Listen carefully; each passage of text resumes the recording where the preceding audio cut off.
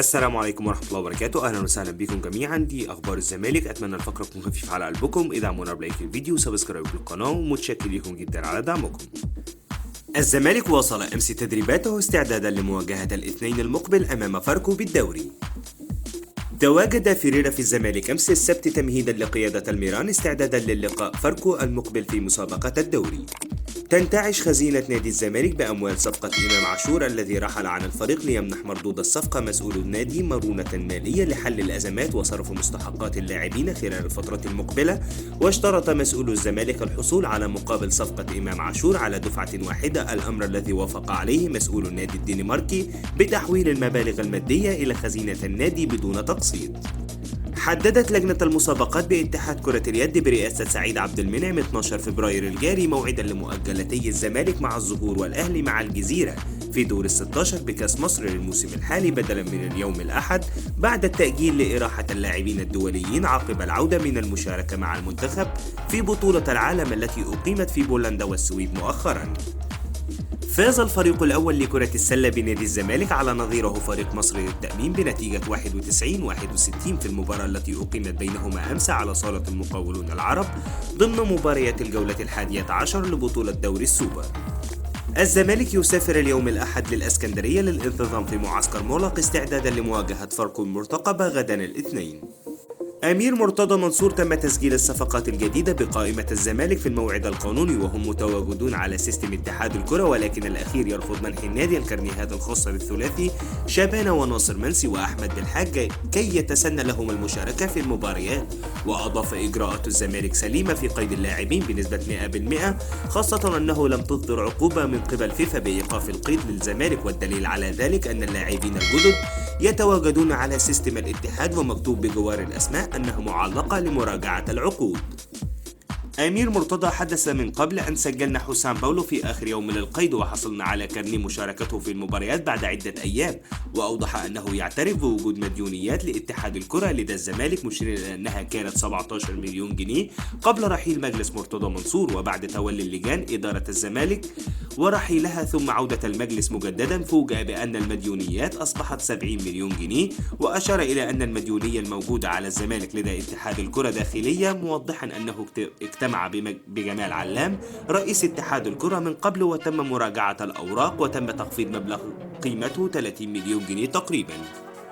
أمير مرتضى لم يصلنا أي خطاب رسمي من اتحاد الكرة بضرورة تسوية المديونيات قبل يوم 31 يناير وإلا سيتم منع القيد، وتقدمنا بمبادرة وأرسلت خطابين لاتحاد الكرة لجدولة المديونية على الزمالك وتنازلنا عن مستحقات الزمالك من فيفا التي هي عبارة عن قيمة المبلغ المستحق للزمالك من مشاركة سيف الدين الجزيري مع منتخب تونس في بطولة كأس العالم 2022 بجانب 5 ملايين جنيه كاش.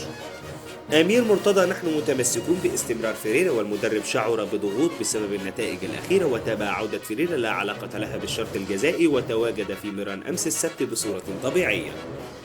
أمير مرتضى: انتظروا عودة أحمد فتوح وعبد الله جمعة للمشاركة في مباريات الزمالك القادمة. مرتضى منصور وزير الخارجية أمير مرتضى طلع وشرح للناس كلها اتحاد الكرة ازاي بيتعنت في غلط القيد أمام الزمالك، وعندي وزير مالية تاني اسمه أحمد مرتضى، هم دول ولادي اللي بيخدموا الزمالك حبا فيه. وأضاف: صفقات الزمالك إن شاء الله هتكون موجودة لأن إحنا لينا حق واللي معاه الحق مش بيخاف. إحنا سجلنا الأولاد قبل 1 فبراير وجبنا شيكات ودفعنا فلوس كاش، عايزين إيه تاني؟ مرتضى في صفحة اسمها المختلط ماشية تشتم في بوستات طول الوقت: أنا بدافع عن نادي الزمالك وكلنا خدامين لنادي الزمالك، هل ده يبقى جزاتنا؟ وأتم ماتش شباب بلوزداد نقلته لاستاد القاهرة علشان الجمهور وراحته، يبقى ده جزاتي إني أتشتم؟ واختتم فيريرا مدرب كبير وأنا قلت كده كتير، مستنيين منه النجاح تاني خاصة في البداية الإفريقية الصعبة يوم الجمعة إن شاء الله، ربنا يوفق أولادنا في ماتش فاركو وبعدها ماتش شباب بلوزداد.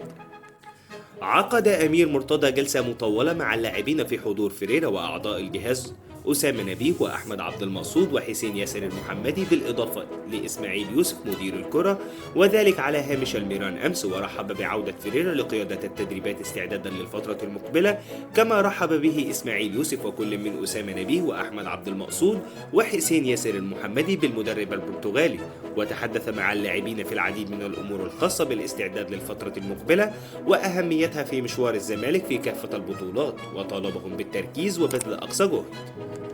يواصل حمزة المسلوسي برنامجه التأهيلي، حيث يخضع لمجموعة من التدريبات التأهيلية في صالة الجيمنازيوم ضمن البرنامج الموضوع له من قبل الجهاز الطبي للزمالك في ظل الإصابة التي يعاني منها بتمزق عضلة السمانة. المتحدث الرسمي لنادي ميتلاند الدنماركي في تصريحات صحفية: لا يوجد بند يتيح للزمالك الحصول على نسبة من إعادة بيع إمام عاشور لأي نادي مستقبلاً. حرص محمود حمدي الونش على التواجد في مقر الزمالك أمس بعدما عاد من قطر عقب انتهاء المرحلة الثانية من البرنامج التأهيلي الذي يخضع له، وعقد جلسة مع الجهاز الطبي بقيادة الدكتور محمد أسامة للإطمئنان على حالته وتحديد مدة المرحلة الثالثة من البرنامج التأهيلي الذي سيخضع له في الفترة المقبلة.